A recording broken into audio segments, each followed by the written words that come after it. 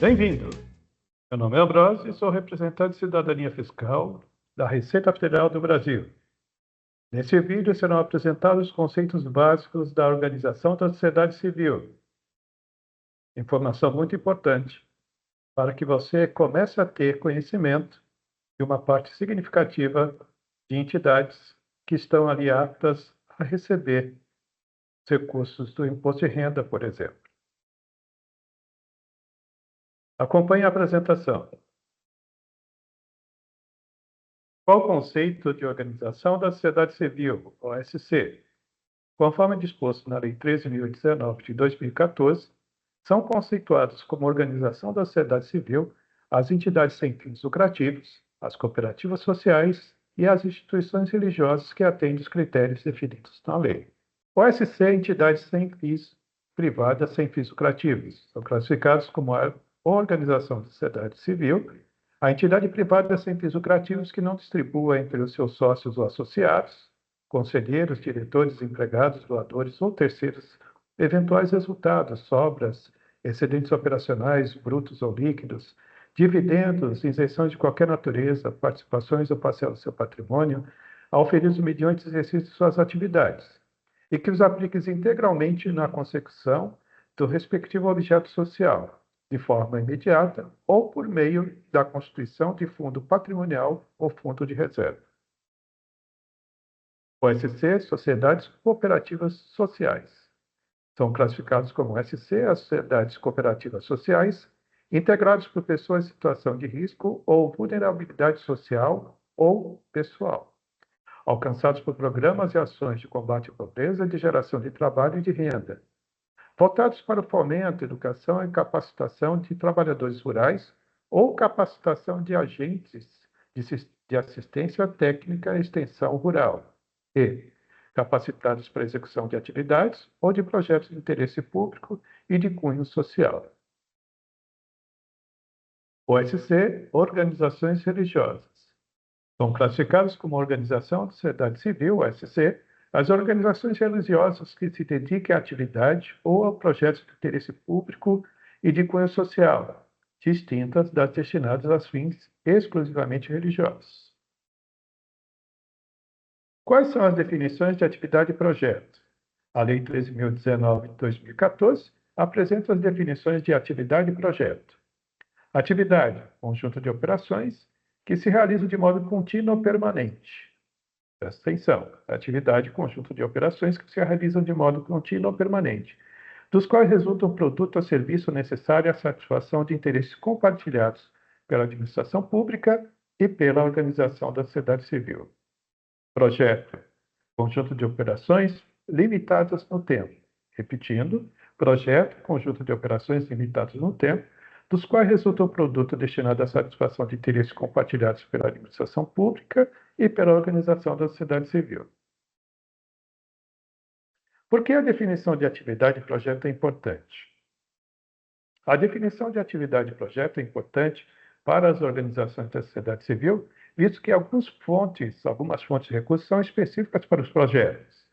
Exemplificando, as destinações de imposto de renda efetuadas por pessoa física e jurídica para os fundos dos direitos da criança e do adolescente devem ser utilizadas na execução de projetos previamente aprovados pelos Conselhos dos Direitos da Criança e Adolescente e não podem ser aplicadas nas atividades da organização da sociedade civil. As destinações de imposto de renda efetuadas por pessoas físicas e jurídicas para o Programa Nacional de Apoio à Atenção da Saúde da Pessoa com Deficiência, denominado PRONAS-PCD, devem ser utilizadas na execução de projetos previamente aprovados e não podem ser aplicadas na atividade da organização da sociedade civil. Isso porque a destinação do imposto de renda é para aplicação no projeto. E esse projeto tem que estar previamente aprovado e não para utilização na atividade usual da entidade. O que é chamamento público? Chamamento público é o procedimento destinado a selecionar a organização da sociedade civil para afirmar parceria por meio de termo de colaboração ou de fomento, no qual se garanta a observância dos princípios da isonomia, da legalidade, da impessoalidade, da moralidade, da igualdade, da publicidade, da probidade administrativa, da vinculação ao instrumento convocatório, do julgamento objetivo e dos que são correlatos. É através do chamamento público que vai ser materializado o acordo de cooperação, o termo de cooperação de fomento entre a administração pública ou entidade privada com a organização da sociedade civil. O que o edital de chamamento público deve especificar? O edital de chamamento público especificará, no mínimo, a programação orçamentária que autoriza e viabiliza a celebração da parceria, o objeto da parceria, as datas, prazos, condições, o local e a forma de apresentação das propostas, as datas e os critérios da seleção e julgamento das propostas, inclusive no que se refere à metodologia de pontuação e ao peso atribuído a cada um dos critérios estabelecidos, se for o caso. O valor previsto para a realização do objeto, as condições para interposição de recurso administrativo, a minuta do instrumento pelo qual será celebrada a parceria, de acordo com as características do objeto da parceria, medidas de acessibilidade para pessoas com deficiência ou mobilidade reduzida e idosos. O que é vedado no edital de chamamento público? É vedado admitir, prever, incluir ou tolerar, nos atos de convocação, cláusulas e condições que comprometam, restringam ou frustrem seu caráter competitivo em decorrência de qualquer circunstância impertinente ou irrelevante para o específico objeto da parceria admitidos. São admitidos, a seleção dos propostos apresentados exclusivamente por concorrentes sediados ou com representação atuante reconhecida na unidade da federação, onde será executado o objeto de parceria. Por exemplo, o Conselho Municipal do município X pode determinar no chamamento que estarão habilitados a apresentar as propostas apenas as organizações da sociedade civil previamente cadastradas no Conselho e que têm atuação dentro do município. O estabelecimento de cláusula que delimite o território, a abrangência da prestação de atividades e execução de projetos, conforme está estabelecido nas políticas setoriais. É o exemplo que eu já citei. O que é a prestação de contas?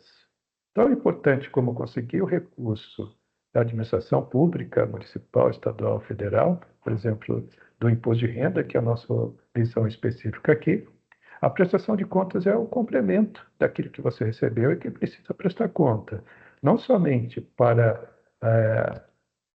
aquele recurso público que você recebeu, mas para a sociedade também. A prestação de contas é o procedimento que se analisa e se avalia a execução da parceria, pelo qual seja possível verificar o cumprimento do objeto da parceria e o alcance das metas e resultados previstos. Ela corresponde a duas fases. A primeira é a apresentação de contas de responsabilidade da organização da sociedade civil, que recebeu o recurso, né? E a análise e manifestação conclusiva das contas de responsabilidade da administração pública, sem prejuízo da atuação dos órgãos de controle. No caso, os controles aqui relacionados à organização da sociedade civil são o Ministério Público e o Tribunal de Contas. O que é plano de trabalho? O plano de trabalho é o documento essencial para a obtenção do recurso público para a organização da sociedade civil. Deverá constar do plano de trabalho a descrição da realidade que será objeto da parceria, devendo ser demonstrado o nexo entre essa realidade e as atividades do projeto e metas a serem atingidas, descrição de metas a serem atingidas e das atividades ou projetos a serem executados, a previsão de receita e despesa a serem realizadas na execução das atividades dos projetos abrangidos pela parceria e a forma de execução das atividades ou dos projetos e de cumprimento das metas a elas atreladas. Ainda, a definição dos parâmetros a serem utilizados para a aferição do cumprimento das metas. O plano de trabalho, repetindo, é essencial para a obtenção do recurso público. Nenhum chamamento público vai ser feito se não houver ali a obrigatoriedade de apresentação do plano de trabalho. Em especial, a previsão de receita e despesa a serem realizadas na execução das atividades ou dos projetos abrangidos pela parcerias é fundamental, porque o recurso vai para o projeto e ele está vinculado às atividades que são desenvolvidas no projeto e não pode ser confundido com atividades normais, por exemplo, da parceria que foi estabelecida entre a administração pública e a organização da sociedade civil. Qual a importância do plano de trabalho? Já falei aqui, mas repetindo. O plano de trabalho é derivado do adequado planejamento das atividades ou projetos. É fundamental que a previsão de receitas e despesas estejam devidamente orçadas, evitando falta de recursos na execução, que terão que ser suportados pela organização da sociedade civil ou impedirão o cumprimento do projeto ou atividade. Já caminhando para a finalização desse primeiro vídeo, aqui apresento o mapa das organizações da sociedade civil no Brasil. Segundo os dados disponíveis no link que aparece aqui no slide, tá? E também no QR Code que está ao lado desse mapa, existem atualmente 879.326 organizações da sociedade civil no Brasil. Elas estão distribuídas em várias regiões. O maior número quantitativo de organizações da sociedade civil está aqui na região Sudeste. Essas e outras informações, como chamamentos públicos e informações mais detalhadas das organizações por cidade, por estado, você consegue nesse mapa das organizações da sociedade civil e que é um portal de transparência ali desenvolvido pelo IPEA. Deixo aqui a referência dessa apresentação, basicamente a Lei 13.019, de 31 de julho de 2014, e o link para o mapa das organizações da sociedade civil. Essa apresentação faz parte do trabalho executado pela Rede NAF, Rede de Aprendizagem Social formada por estudantes e professores com apoio técnico da Receita Federal do Brasil. O Núcleo de Apoio Contábil NAF é um projeto desenvolvido pela Receita Federal em parceria com instituições de ensino, com o objetivo de oferecer serviços contábeis e fiscais gratuitos para o cidadão e pequenas empresas. Os serviços são de apoio e orientação e não substituem o escritório de contabilidade. Conheça os programas da Cidadania Fiscal da Receita Federal. Detalhes no link abaixo ou no QR Code ao lado. Obrigado pela sua atenção.